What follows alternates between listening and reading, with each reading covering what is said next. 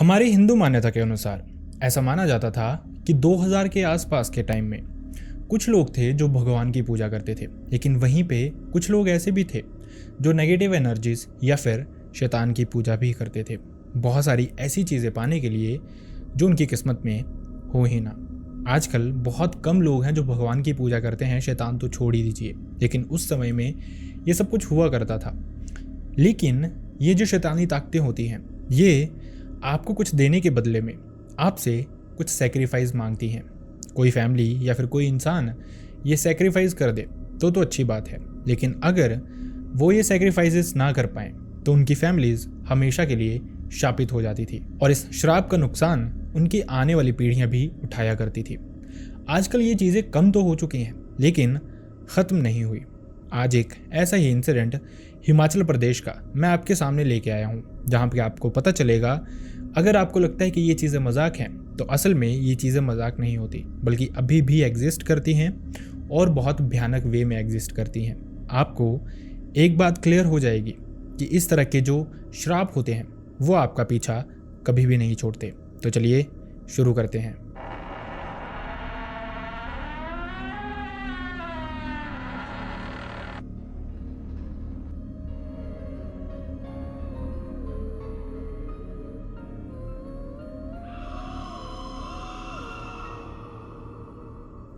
Hi and welcome back everyone. First of all thank you so much हमारी videos को इतना प्यार देने के लिए।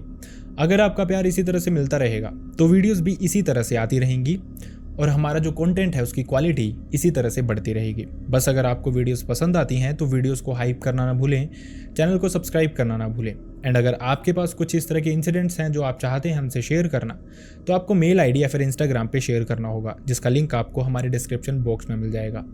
खैर, अब बढ़ते हैं इंसिडेंट की तरफ। आज का इंसिडेंट हमारे साथ शेयर किया निशा नाम की एक लड़की ने। निशा हिमाचल प्रदेश के डिस्ट्रिक्ट कांगड़ा की रहने वाली है। आज निशा की उम्र 30 साल के आसपास है, लेकिन ये इंसिडेंट उनके साथ हुआ था 2008 में।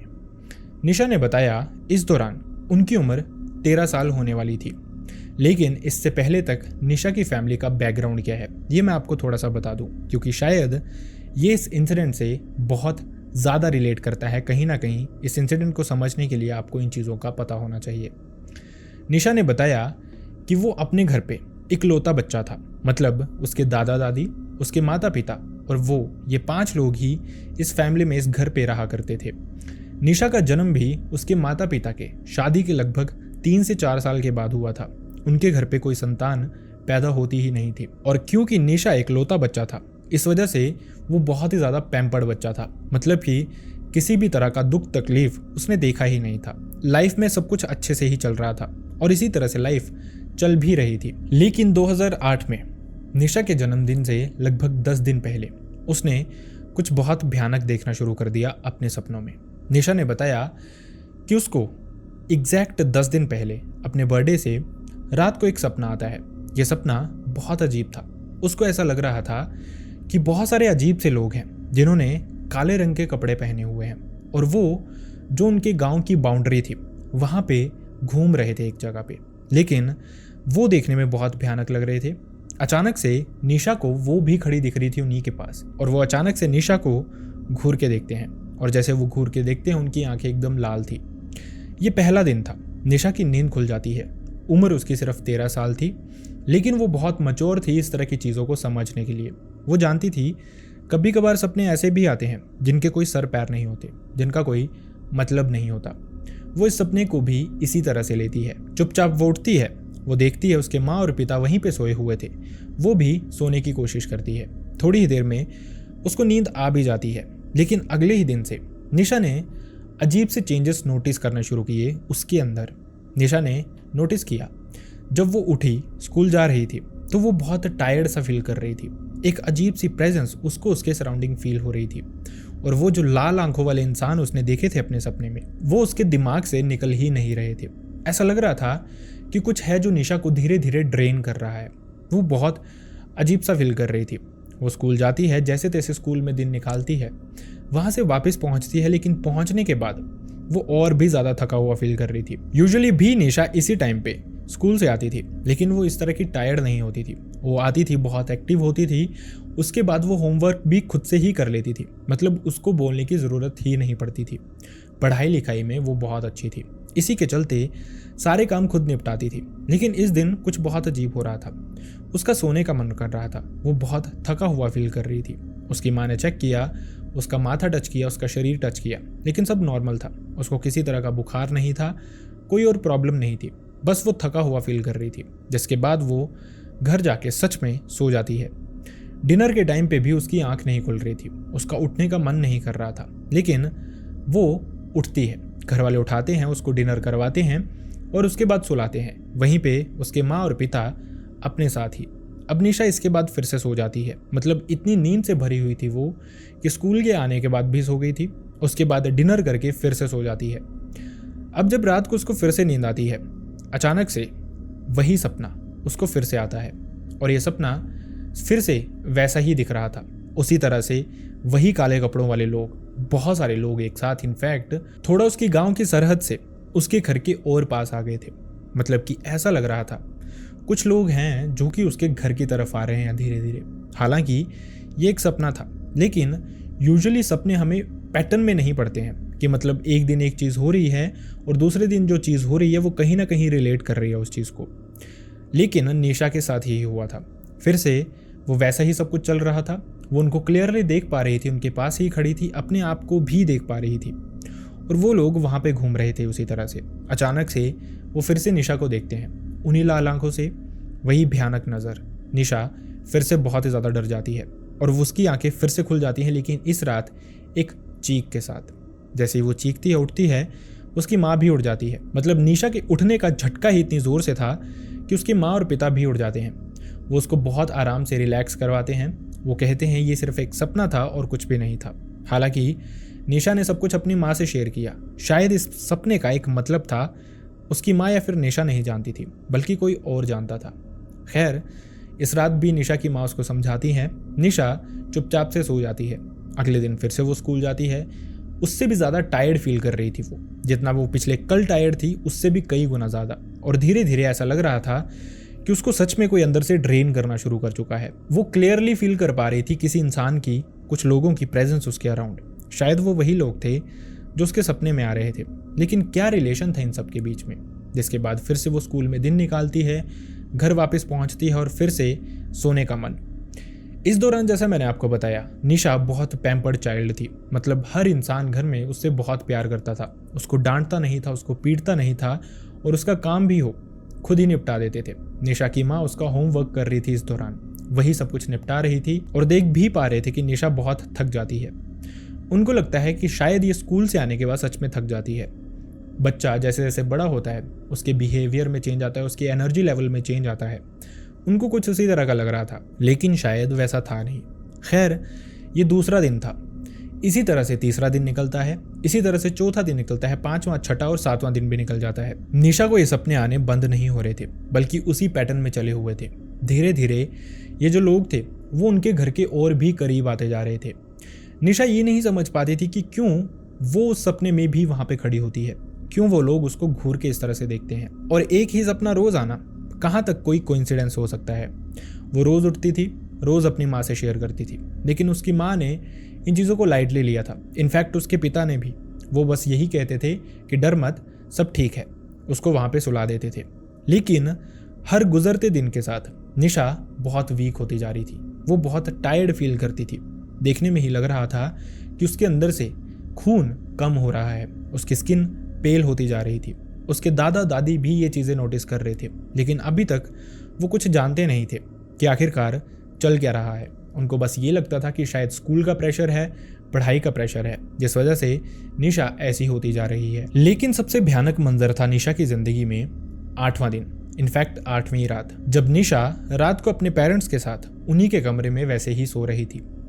यही सपना उसको फिर से आता है और सपने में वो क्लियरली देख पा रही थी ये जो लोग थे ये उसके आंगन तक पहुंच गए थे और उसके आंगन में ये गोल गोल घूम रहे थे। शहरों का तो मैं नहीं बता सकता, लेकिन हिमाचल में गांव में बहुत सारे घर होते हैं जिनका बरामदा अलग होता है और बहुत बड़ा आंगन होता है, जो यूजुअली उस समय पे कच्चा ही हुआ करता था। और यही आंगन में वो लोग क्लियरली घूम रहे थे। निशा इस दौरान खिड़की से देख रही थी अपने बेडरूम की, मतलब कि उसके सपने में उसको वही दिखाई दे रही थी खिड़की से देखती हुई, और ये सब कुछ बहुत रियल फील हो रहा था। अचानक से वही लोग खिड़की की तरफ निशा को देखते हैं, लाल आंखों से, बिल्कुल वैसे ही। अचानक से निशा की नींद खुलती है, झटके से वो उठती है। उठते ही उसकी नज़र पड़ती है खिड़की पे, और वो क्लियरली उठने के बाद भी ये चीज़ें देख पा रही थी। ये जो लोग थे, जो कुछ भी उसको डरा रहा था इतने दिनों से, वो उसको क्लियरली दिख रहा था। उन्हीं लाल आंखों से वो अंदर की तरफ देख रहे थे, मोस्ट प्रोबेबली निशा को। ये देखते ही निशा की हालत खराब हो जाती है। वो चीखना शुरू कर देती है, चिल्लाना शुरू कर देती है और ज़ोर ज़ोर से रोना शुरू कर देती है। अपनी माँ की गोद में वो सर रख देती है और उसी में अपनी आंखें बंद करके छुपा के रोए जा रही थी, चिल्लाए जा रही थी। थोड़ी ही देर में उसके दादा दादी भी उठ जाते हैं, ये चीखे सुन के, ये रोना सुन के, और उनके कमरे में आते हैं। निशा इतनी ज़्यादा डर चुकी थी कि वो अपनी माँ को, अपने पिता को एक्सप्लेन नहीं कर पा रही थी उसने आज क्या देख लिया है और क्यों ये बाकी दिनों के कंपैरेटिवली बहुत ही ज़्यादा भयानक था।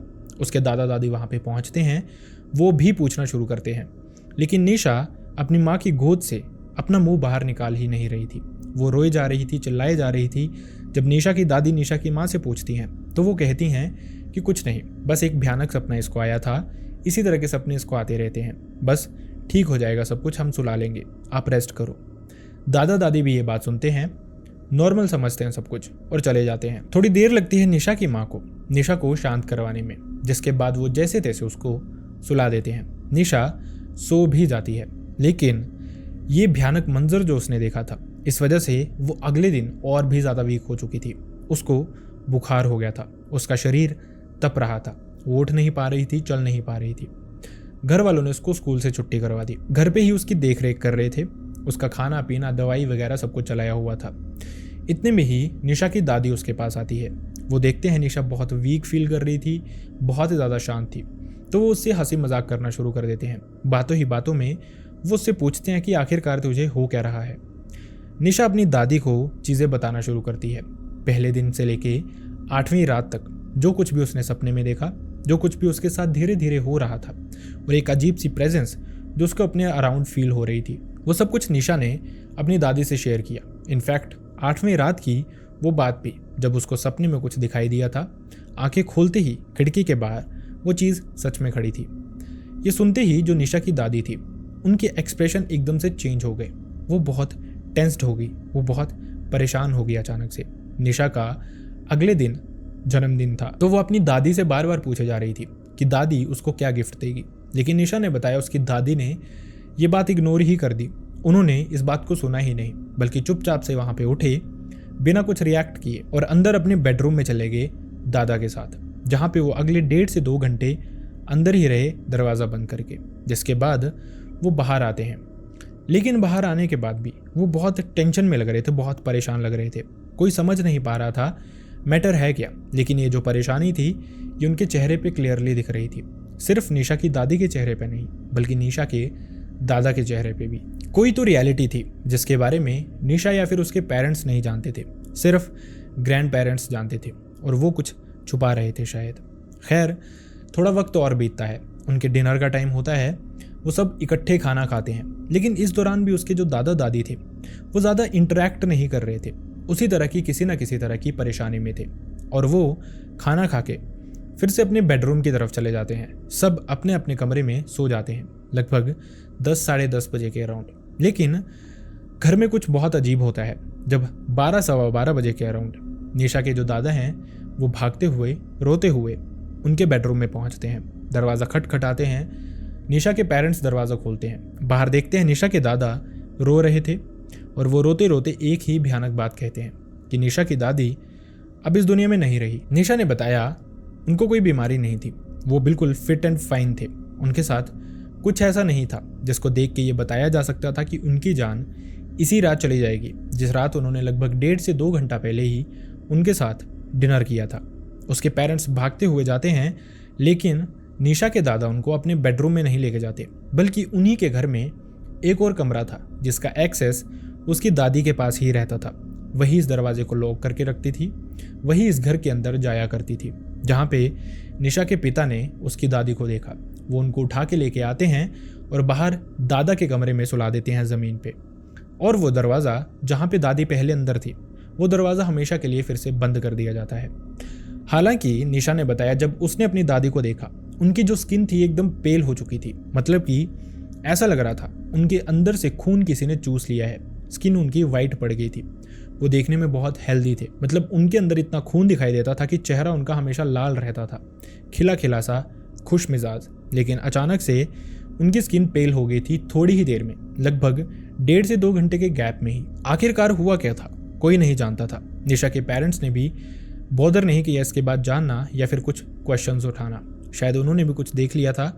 निशा के दादा ने उनको भी कुछ बता दिया था जो अभी तक निशा नहीं जानती थी। लेकिन आखिरकार ये सब कुछ था क्या, यही समझना बाकी रह गया था। खैर, जिसके बाद निशा की माँ रोना शुरू करती हैं, जिसकी आवाज़ सुन के आस पड़ोस वाले लोग भी इकट्ठे हो जाते हैं। बहुत सारे लोग देखते देखते रात को 1-1:30 बजे के अराउंड उनके घर पे इकट्ठे हो जाते हैं। जिसके बाद कुछ लोग बैठे हुए थे, कुछ औरतें रो रही थी। इसी तरह का एटमॉस्फेयर था। लेकिन दूसरी तरफ निशा की तबीयत अभी भी पूरी तरह से ठीक नहीं थी। वो बहुत कोशिश करती है जागे रहने की। वो भी रो रही थी, परेशान थी। लेकिन 3 बजे के आसपास उसको भी नींद पड़ जाती है, वहीं लोगों के बीच में ही। अचानक से वैसा ही सपना उसको फिर से आता है। ये जो लोग उसको सपने में दिखाई देते थे वही दिखाई दे रहे थे, लेकिन इस बार घर की तरफ आते हुए नहीं, बल्कि घर से दूर जाते हुए। और उनके साथ कुछ और भी था। उनके साथ थी निशा की दादी। वो निशा की दादी को अपने साथ लेके जा रहे थे। निशा की दादी उसकी तरफ देख रही थी, हल्की सी स्माइल देके जा रही थी। निशा समझ नहीं पाई थी कि आखिरकार ये सब कुछ हुआ क्या है, क्यों ये सब कुछ हो रहा है। और वो ये सपना अब अपनी माँ के साथ शेयर भी नहीं कर सकती थी, क्योंकि उसकी माँ रो रही थी। ये जो टाइम था, ये टाइम वो नहीं था जिसमें वो चीज़ें शेयर कर पाए। वो समझ तो गई थी कि उसके ये अजीब से सपने, उसकी दादी का इस तरह से इन्हीं लोगों के साथ चले जाना कहीं ना कहीं कनेक्टेड तो ज़रूर है, लेकिन क्यों कनेक्टेड है वो यही नहीं समझ पाई थी। और शायद थोड़े सालों में समझने वाली थी कि कोई कर्स है जो कि उनका पीछा छोड़ नहीं रही।